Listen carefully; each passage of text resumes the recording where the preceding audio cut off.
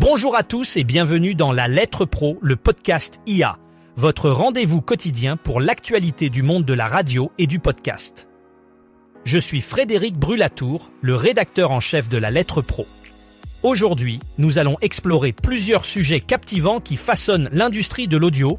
Au programme, la croissance continue de l'audio digital, le classement, le Radio Buzz 40, la collaboration entre iHeartMedia et TikTok, et bien plus encore.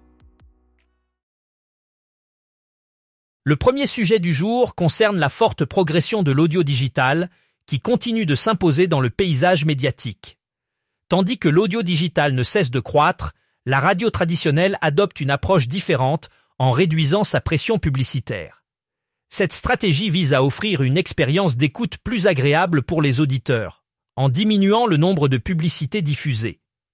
Cette tendance montre un changement dans la manière dont les médias audio cherchent à capter et retenir leur audience en misant sur la qualité de l'expérience utilisateur.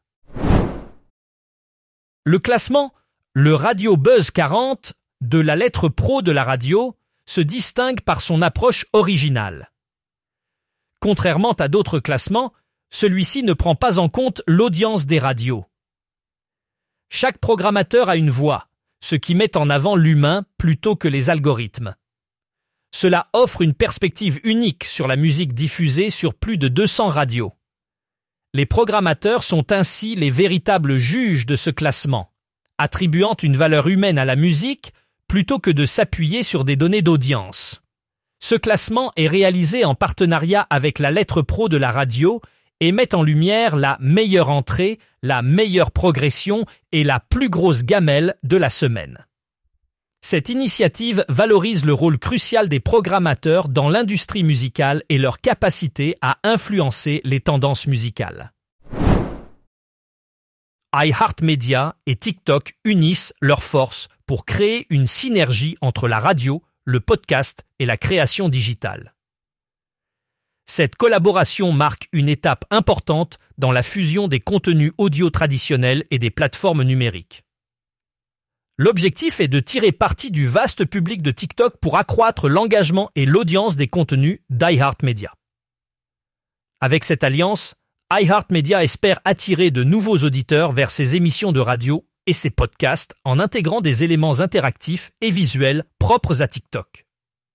Les créateurs de contenu auront ainsi l'opportunité d'élargir leur portée grâce à des campagnes collaboratives et des initiatives marketing innovantes. Cette démarche vise à renforcer la présence d'iHeartMedia sur le marché numérique tout en exploitant l'influence croissante de TikTok dans le domaine de l'audio et du divertissement digital. Avec le projet de loi de finances 2026, les radios associatives appellent à une prise de conscience politique essentielle pour leur survie. Ces radios, qui jouent un rôle crucial dans le tissu social et culturel local, sont souvent sous-financées et dépendent largement des subventions publiques. Elles demandent donc une stabilité financière et un soutien renforcé de la part des pouvoirs publics pour continuer à remplir leur mission de service public. La situation financière de ces radios est précaire, et sans intervention, nombre d'entre elles pourraient être contraintes de fermer leurs portes. Les radios associatives soulignent leur importance dans la diversification des voix médiatiques et la promotion de la cohésion sociale et appellent les décideurs politiques à garantir un financement adéquat dans le cadre du PLF 2026 pour préserver cette richesse médiatique locale. Les radios communautaires jouent un rôle essentiel dans l'économie sociale et solidaire au Canada, en particulier pour les communautés francophones en milieu minoritaire. Gary Ouellet, président de l'Alliance des radios communautaires du Canada, souligne que ces stations ne sont pas seulement des plateformes de diffusion, mais également des moteurs de vitalité communautaire. Elles favorisent l'inclusion sociale, le développement culturel et l'engagement citoyen. Ces radios sont souvent le seul lien médiatique francophone pour de nombreuses communautés, offrant un espace de dialogue et de représentation. En soutenant la diversité linguistique et culturelle, les radios communautaires contribuent à la cohésion sociale et à l'identité collective. Leur modèle économique repose sur la participation active des bénévoles et la collaboration avec des partenaires locaux, ce qui renforce leur impact économique et social. Ainsi, elles incarnent un pilier du développement durable et de l'autonomie des communautés. L'audio multiplateforme est en train de transformer le paysage publicitaire en augmentant le retour sur investissement, ROA, global des campagnes. Selon l'étude High Gain Audio de WPP Media, la radio et l'audio digital représentent ensemble 15% du mix média total, avec respectivement 10,5% pour la radio et 4,5% pour l'audio digital. Cette analyse a été menée sur 7 marques et 4 secteurs, portant sur un investissement total de 148 millions de livres sterling entre 2021 et 2024. Cette étude souligne l'importance croissante de l'audio dans les stratégies publicitaires, démontrant que l'intégration d'éléments audio multiplateformes peut significativement améliorer l'efficacité des campagnes. En exploitant à la fois les canaux traditionnels et numériques, les annonceurs peuvent atteindre un public plus large et diversifié, maximisant ainsi l'impact de leurs messages publicitaires. Ce phénomène témoigne de l'évolution continue de l'audio comme un pilier essentiel dans le marketing moderne. Nicolas Les Paul fait son retour sur Perfecto Music avec son émission emblématique Saturday Night by Les Paul. Dès le 15 novembre, les auditeurs pourront écouter ce programme chaque samedi à 22h via l'application Perfecto Music et en podcast. Perfecto Music propose 1 mois d'essai gratuit sans engagement pour attirer de nouveaux auditeurs. Nicolas Les Paul, en discutant de son retour, partage une vision franche sur l'avenir de la radio. Il considère que les radios musicales traditionnelles sont en déclin et que Perfecto Music offre une nouvelle approche, rompant avec les formats traditionnels.